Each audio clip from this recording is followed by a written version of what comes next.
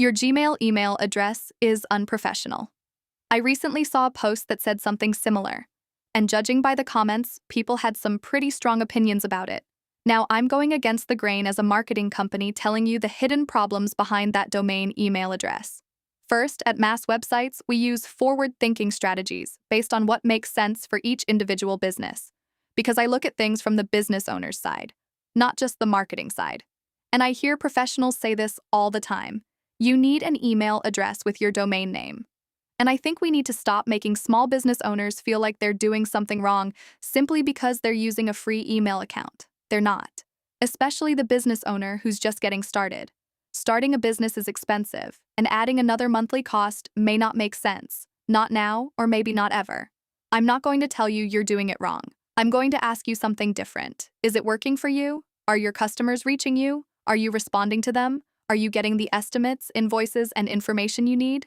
Then keep building your business. There may come a time when a branded email, like your name, iyourbusiness.com, makes sense. It looks professional and reinforces your brand, and there are plenty of reasons to have one. But make that decision because it benefits your business, not because somebody made you feel like you're not professional enough without it.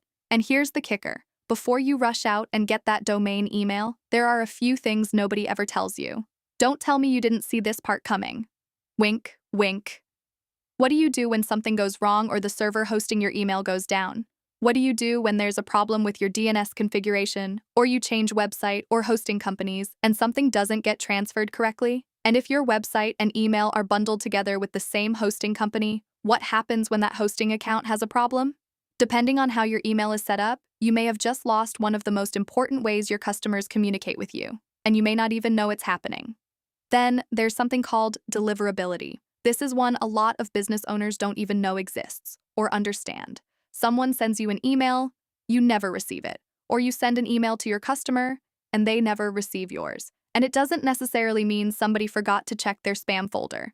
Emails can be rejected, blocked, or filtered out. Your domain or the server sending your email could have a reputation problem or appear on a block list. Or Gmail, Yahoo, AOL, iCloud, or others receiving email block your email IP. Then your customer says, I emailed you 3 days ago. And you say, I never got it. And guess what? You're both be telling the truth. Having yourbusiness.com at the end of your email address doesn't magically protect you from any of that. So which email should you use? Maybe that's the wrong question. Why not consider using both? You can have a Gmail account as your public-facing email. Put that one on social media, business directories, advertising, and other places where your email address is exposed to the public.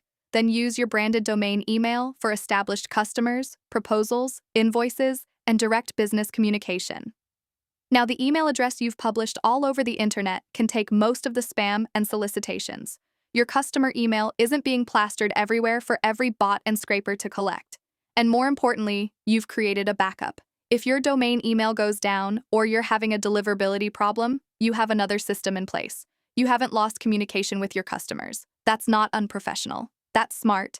So the next time somebody tells you you need an email with your domain name, remember, build your business. Take care of your customers. Spend money on your business because it solves a problem, not creates one.